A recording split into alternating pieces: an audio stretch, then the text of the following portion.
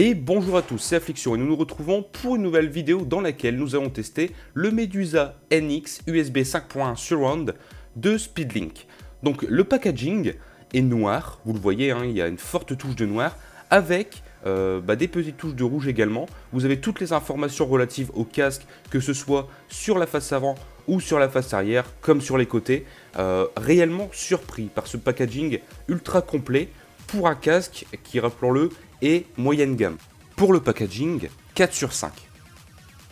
Au niveau du design, le casque est réellement encore une fois très sobre, autant que le packaging. Vous pouvez remarquer ici, donc au-dessus du casque, hein, il y a écrit Speedlink, donc c'est le site qui commercialise évidemment ce casque.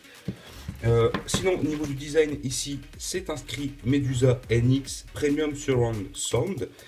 C'est pareil de l'autre côté. Vous avez ensuite un système d'attache pour le micro qui est assez spécial puisqu'il est directement fixé sur le casque. Alors que moi d'habitude, tous les casques que j'ai reçus c'était un système à part. Donc on pouvait décrocher le micro. Donc bon, pourquoi pas. Donc pour le design, 4 sur 5 également. Pour l'utilisation, ce casque perd selon moi un point.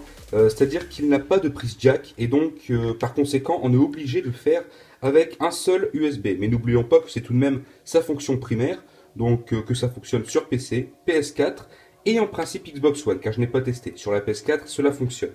Un autre point positif cette fois-ci, la longueur du câble qui fait 2,8 mètres, ici avec une petite télécommande hein, où vous pouvez réellement régler quasiment tout.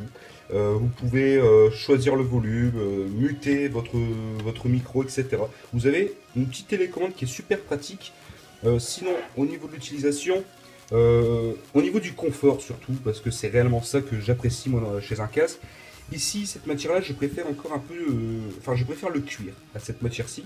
Elle n'est pas désagréable, mais c'est vrai que je préfère le cuir. Comme ce qui est au-dessus, là, c'est réellement plus agréable. Je ne sais pas si vous voyez bien cette matière-là. Elle est super souple et moi j'adore quand les casques sont souples au toucher. Donc pour l'utilisation, je mettrai la note de 4 sur 5. Au du rapport qualité-prix, je vous invite vraiment à aller voir le lien qui est dans la description. C'est la fiche produit. Vous verrez, le prix est réellement ridicule par rapport à ce que le casque peut proposer. Et c'est pour cela que j'ai décidé de mettre 5 sur 5 au niveau du rapport qualité-prix. Ce qui donne une note finale de 17 sur 20, évidemment. Donc franchement c'est un casque qui m'a réellement surpris car le rapport qualité-prix est juste hallucinant. Bon ensuite c'est sûr hein, la télécommande je veux dire c'est encore du plastique, on sent que c'est pas un plastique de très haute qualité. Mais au niveau du son le casque est réellement présent.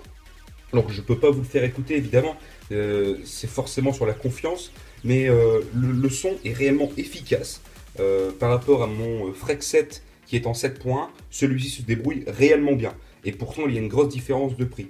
Et voilà, donc il est vraiment complet en fait. Et si vous voulez, selon moi, un casque qui soit polyvalent, c'est-à-dire qui fonctionne sur PC comme sur PlayStation 4 ou Xbox One, celui-ci est fait pour vous. Surtout si vous n'êtes pas réellement un vrai gamer. Celui-ci sera vraiment bien. Voilà, donc je vous laisse. C'était Affliction pour la Geek Evolution. À la prochaine tout le monde.